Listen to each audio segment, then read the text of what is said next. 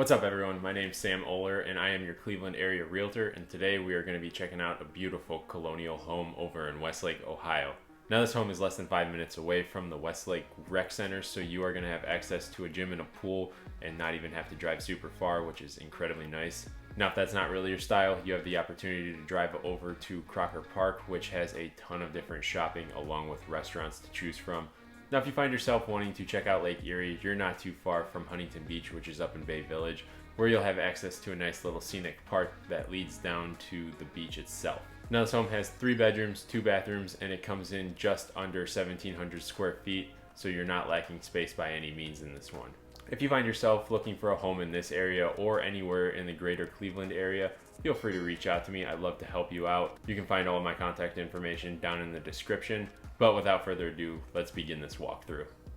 So looking at the outside of this house, you can tell that it's been really well maintained. Everything is beautiful and ties together very nicely. And upon entry into the living room of this home, you have a very open concept feeling. And off to the right is your actual living space with a gas fireplace and a built-in TV, which you don't see too often. So this is kind of neat to see in a home. And all of the hardwood floors are refinished. The original baseboard is still intact. Now, they did do an accent wall in the entryway just to give it a little pizzazz, and further over into the dining space, you've got a little built-in shelf that is just covering the boiler, and this whole space is connected to the kitchen and a little sunroom, but we're going to go check out the sunroom before we get into the kitchen.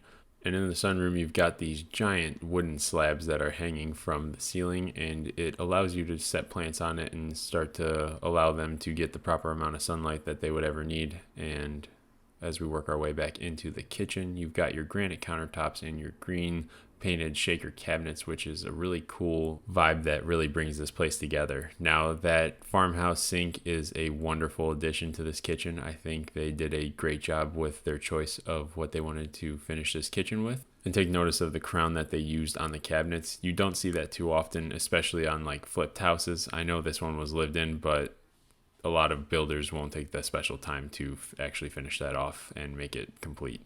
So as we start to finish the tour of the first floor, we are going to work our way into the half bath, and this is just a regular half bathroom with a wooden style vanity and a sink sitting on top of it, and you don't see those too often either, which I think is a really cool addition to this home. And then right next to the half bath, you've got your laundry room and a little bit extra storage in there.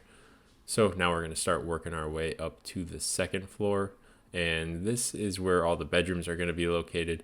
You can see that they did another one of those accent walls to kind of continue the theme. But now as we work our way upstairs, you'll notice that all of the trim is painted white, and it gives it a little bit different feeling than it has on the first floor, and the wood floors are continued on the second floor. Now, these rooms up here are not huge, but they're not terribly sized by any means. It does kind of make it a little bit harder because the radiators do make it a little bit limited as far as how you can set the rooms up. But the second one is a little bit bigger than that first one, and it's a similar situation to where you don't have too many options on where you could put a bed, but it is something that you'll just have to work around if you were to buy this home.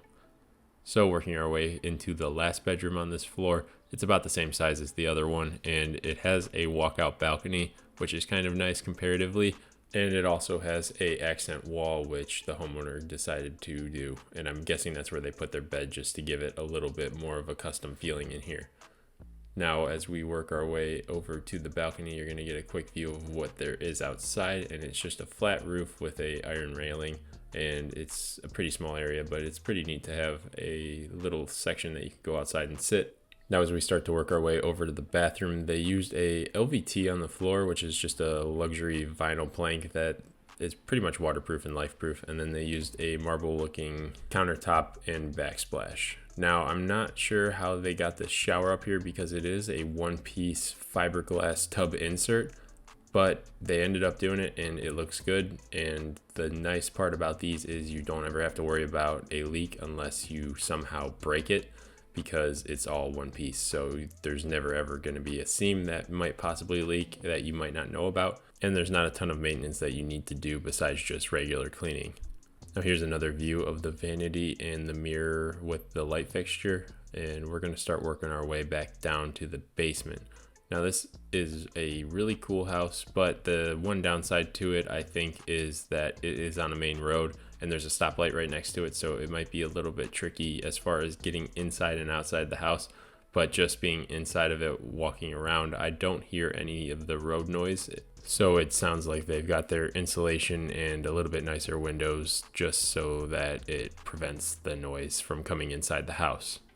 Now coming out through the basement, you have the ability to go outside, and there is a little doggy door. And as we work our way further down the corner, you are entering into just a regular unfinished basement. You've got your boiler system off to the right, and there's a little bit more workspace as far as just having some storage, and then you've also got your hot water tank. Now as we start to work our way towards the other quarter of the basement, I think that we're doing some sort of dog grooming here, because there's a little tub that would be perfect to just set them in and wash them off, and then there's also a little platform that you can use to put them up and have them comfortably sit. So I'm not sure what's going on there, but I'm assuming that's what it was. Now as we work our way into the other half of the basement, it's just an unfinished empty area, and you've got your electric box and a little bit of a extra room off to the right. And this actually used to be the coal room. This is where they would load the coal into the basement so that you could shovel it into your furnace, just so your house would stay heated.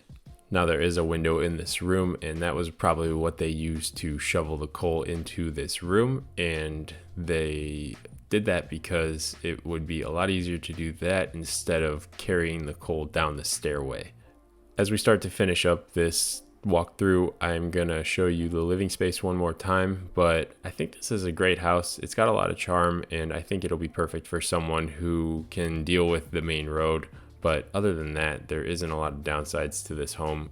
It's got a great location with a ton of amenities, and then the inside is just so customized that there's not going to be another home like it. It will be truly yours, and you don't have to worry about it just being a basic flip from a person who's renovating a house and using the same materials as the next guy.